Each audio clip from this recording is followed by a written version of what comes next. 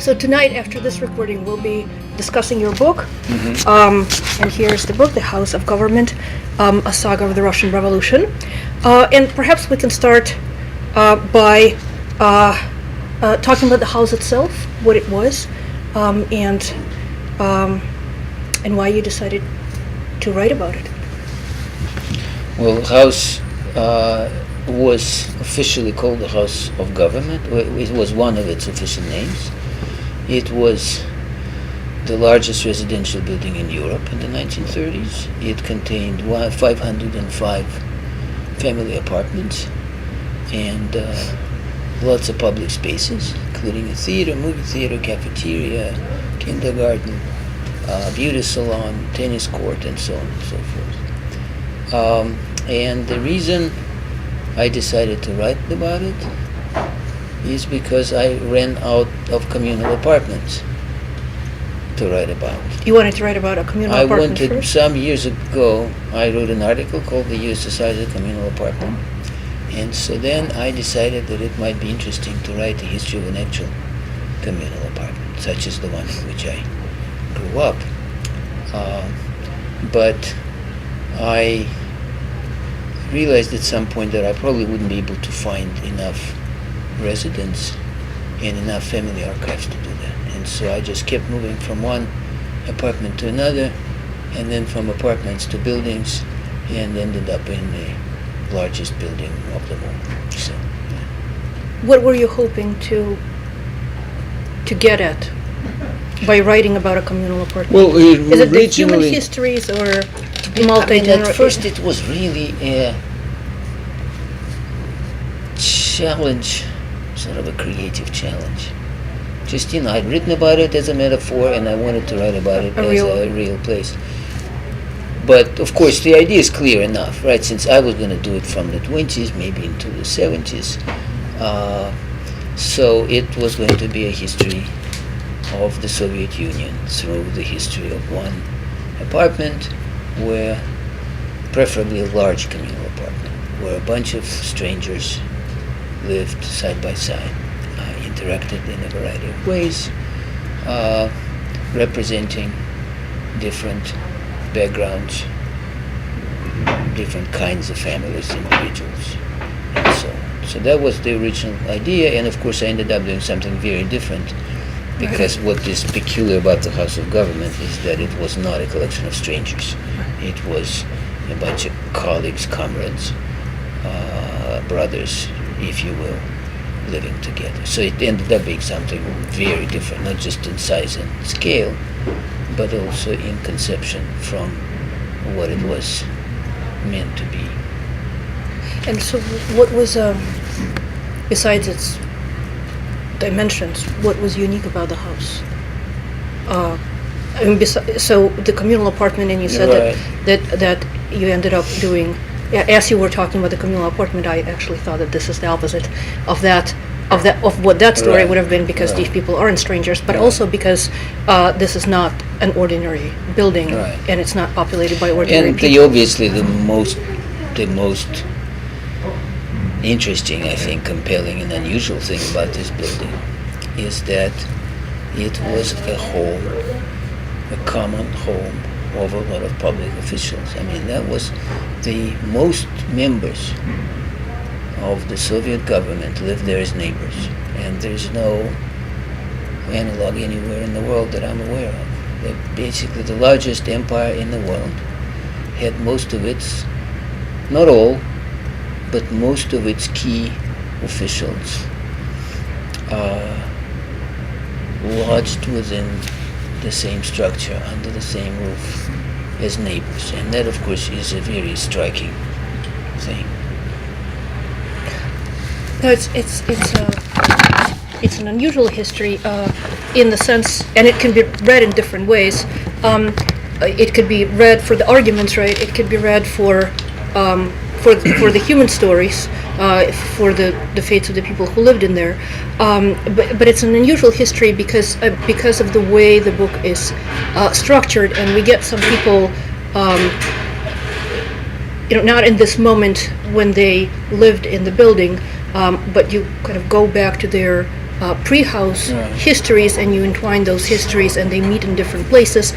Sometimes we lose sight of these people, then they reemerge in in exile. Then we kind of lose track of them again. Then they reemerge in revolutionary Petrograd, or in the dawn during the Civil War. Then they kind of disappear again and reemerge in the house, and all the way until we meet and ultimately part with their children.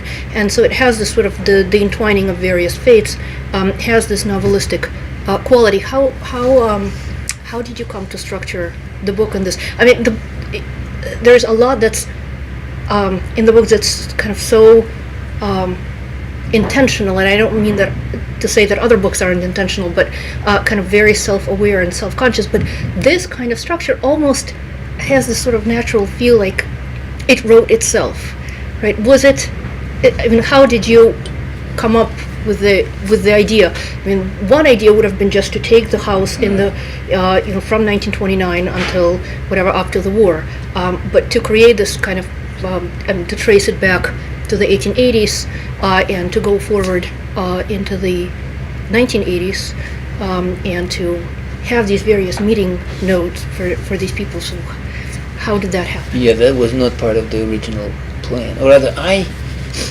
knew that I was going to try and write a history book that looked and felt and was structured like a novel. So that was there pretty much from the beginning. That I wanted to have certain characters, certain themes, certain motifs and metaphors interspersed throughout and connected in various ways and on various planes. But it was meant to be originally much more compact and much more disciplined and much shorter. I thought I would build the house,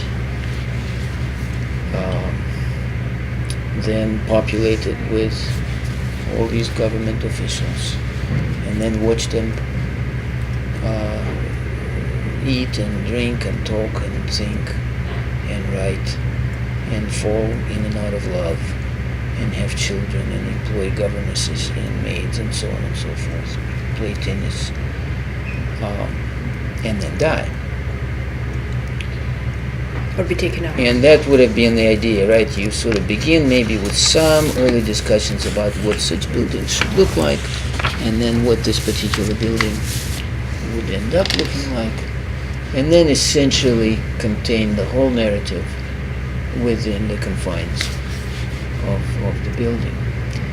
But my introductions, my attempts to introduce various people, various characters, various officials, just kept growing. Or rather, I realized at some point that in order to understand the shape of that building and the fates of those individuals, I needed to begin much earlier. That I really I wanted the reader to get to know them a lot better, because there was no other way for them to understand why they lived the way they did, why they agonized over things the way they did, and why they died the way they did, without meeting them early enough, watching them convert, join the sect, and then live within that sect through the revolution, as you say, the disappointment, the first 5-year plan, and so on. Does their story, I mean, when you just said the revolution, the disappointment, the 5-year plan, does their story sort of change the way we see this chronology? Does it alter it in any way, or is it these big events that bear down on them? I don't think it changes the basic chronology. I think it changes, or at least it chooses a particular prism. And it doesn't really come as a surprise. I don't think it will be a surprise to most historians specializing in this period. But it does provide, I think, a kind of distilled, concentrated story of a particular cohort. In other words, you watch some of the things that are familiar to you through a particular prism. You get to understand just how intense the expectation of the revolution was. As you watch them read and write and think and get sick in those Siberian settlements.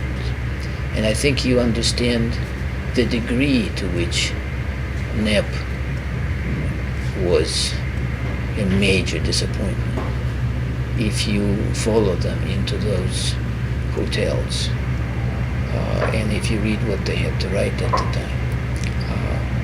And I think you develop a specific understanding, say, of the first 5-year plan and the so-called Stalin Revolution.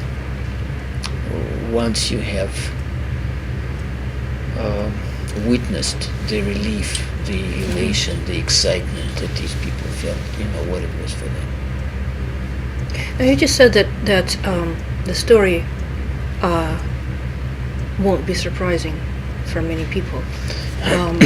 And there are certainly things that were very surprising for me, but I wonder if there was anything that you were surprised as you were researching it. Of course, yeah, that's the whole millenarianism idea came as a surprise to me, came to me as I was researching this. I was struck by the intensity of the faith, by the words that they used, by the emotions that they expressed and to which they referred in their writings. And that led me to more reading, more research, and eventually resulted in this attempt to combine family histories, individual stories, the story of the building, space, architecture, and so on, with a sort of comparative history of such faiths, so faiths that seem to me to be analogous to theirs. Now, there are some things that this book shares with your other books, especially the way that fictional characters and real characters are brought together, and some of the literary frameworks and some of the texts that you think are important are also in other books, especially in the Jewish century. But I wonder if, as you were doing it, how you felt kind of writing this book, researching this book, versus the other two books. Was it different in any way? You mean in the way I researched in the way that and you wrote it? yeah, in the way you thought about it, in the way you wrote it? Well, it was much more ambitious, because my previous book, The Jewish Century, essentially came out of the House of Government. It was an attempt to deal with a particular group within, of residents. And this one, even though, as I said, the outline, the plan, the design kept changing, but it remained a very ambitious undertaking, something that ended up taking 20 years of my life, and that made it really different from my first book, which came out of my dissertation. So those tend to have a particular kind of history. And as I say, the previous one that was originally meant as perhaps a section in this one. And this one is different in that even as I moved and kept rethinking it, at every point I was preoccupied with the question of how it connect different things, as you mentioned, how, in other words, that it wasn't just anyone who's going to appear during the Civil War somewhere on the Don. It's going to have to be one of the residents, and I needed to make sure that there would be someone who would reappear probably more than once and in different capacities. And when you start out with 505 apartments, it takes a while to reduce that number to a manageable one. I mean, of course, some people would not consider this manageable. But we're grateful for the size anyway, and for the richness of the stories. How did you select the stories to focus on? Is it the people who had most documents, Yeah, or the people mostly. who had kind of the availability of interviews, or Well, combination of those. It was the people who seemed. I mean, first of all, I wanted to have people who represented different parts of the Soviet state,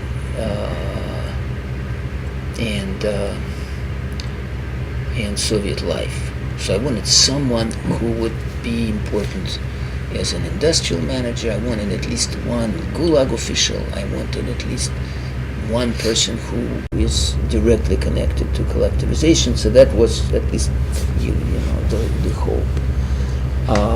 And then the rest was essentially a question of how much material I would find. And so there are people who looked very promising, but I never found enough about them. And there are people who had lots written about them, but it tended to be either trivial or too familiar. And so the goal was to find enough people who were different enough and have enough written by them and about them in different styles, genres, and contexts, and ultimately with their public, professional, government, party lives on the one hand, and their private, personal, family lives on the other, represented, if not to the same degree, but at least at the same time, in some measure. now some of these people were writers, and there are a lot of literary texts in the book. Some chapters or some subsections alternate literary and historical analysis, and the historical ones are framed by various literary debates and by various fictional characters, and by real people reading about fictional characters, both from the Russian classics, but also writing attempts or making attempts to write Soviet classics. For something so deeply steeped in these literary texts, how do you separate out your voice from the voice of the subjects that you're studying? Well, my primary goal was to have my characters speak for themselves and to have various literary characters retain their original fictional voices, and to combine them in a way that would somehow express the importance of that connection. Because because I tried to show in the book, most of my characters lived through books, thought about books, imagined themselves in books, imagined their lives as being modeled on certain books, and so all those things are connected. And of course, I am there to put those things together without drawing too much attention to myself. At least that was my attempt. But you're very present in the text. Well, I'm sure I am. But there is, I hope, there are enough different voices and that they sound different and that they represent different people and different attitudes. And I gave the last word to Yuri Trifonov. But of course I'm there. I'm the one putting it together, and I'm the one providing the tissue and pulling all those things together, obviously. One of the connecting tissues on the stylistic level are various biblical quotations that have to do with the main argument. What's the place of the Bible in the making of this book? Well, as I tried to argue, Bolshevism was a millenarian apocalyptic sect, and the one that most of my readers, that I assume, know more about than they do about any other such sect is the early Christianity, is the Christian one.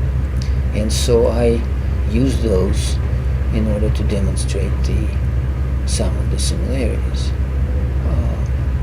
And this is true not only of Jesus and his ministry and his disciples, but also various attempts later in the history of Christianity to go back to the original message, the original prophecy, and so on.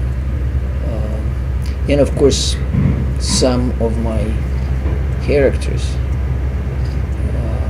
real and literary, did a great deal to make those connections meaningful. Some, most, used biblical language consistently and repeatedly. And as I tried to show, much sort of orthodox Bolshevik literature goes back to certain biblical stories, plots, characters. In most cases, I would argue, deliberate. So. Are there books that you might want to recommend to our viewers that every person should really read? No, I wouldn't presume to recommend books that everyone should read. Although, of course, I do think that certain books should be read by everyone. But I would name, perhaps, some books that are really important to this one, and that I think people would enjoy reading. And the most obvious one is Yuri Trifonov's The House on the Embankment, which exists in English, and I think is a terrific novel or novella. It's a short novel. Another one is Jos Perec, it's P-E-R-E-C, a book called, in English, called Life, a User's Manual. Which is on the front. There's an epigraph from there An epigraph. in the book, yes, which is about an apartment building in Paris, which is incredibly inventive and creative, elaborate novel. And finally, the book that I think probably everyone should read, and that is absolutely central to this one, and was central to a number of my characters, and that is Goethe's Faust. I think a lot of Soviet ideologues, and certainly a number of the residents of the House of Government, thought about it a great deal. And so it keeps reappearing in the book, and I think it's very important to the way it is designed.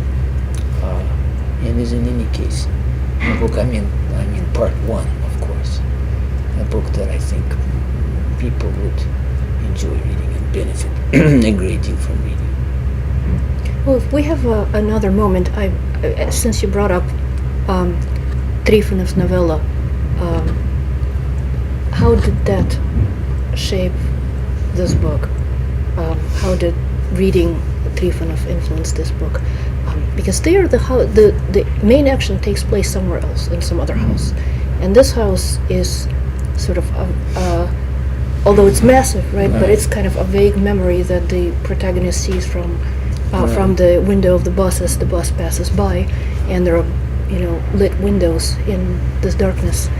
So it's a faint memory of sorts. But I wonder how that novella. Yeah, I think it was a impacted terrific conceit by Trifonov to look at the house of his youth, the home of his parents, from the outside and through the eyes of an outsider. I think he did it a lot. Another one, actually in that English edition of The House on the Embankment, there's another novella called Another Life, where he does something similar by looking at his alter ego, actually more than one, through the eyes of that person's wife, which I think again was a tremendously interesting way of doing it. So anyway, yeah, But for me, I wouldn't really have known about this building if not for Trifonov. So I would not. I mean, I knew that there was one big, ugly building in Moscow with a lot of memorial plaques, but I would never have thought of it as something to write about if not for Trifonov. And it was there in the back of my mind the whole time, or right there in the forefront. And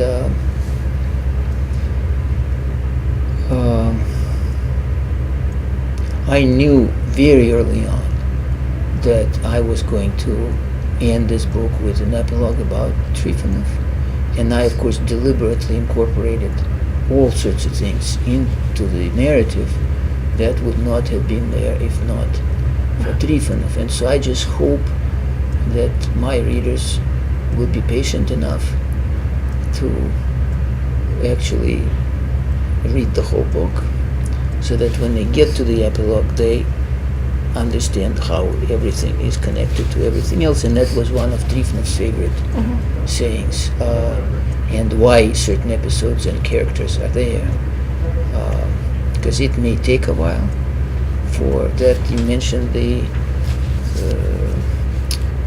civil war on the Don River, or in the Don area, and it doesn't really come together until we finally get to yet another novella written by Trifonov, the old man, where he returns to that story where his father and several other residents in the House of Government were protagonists.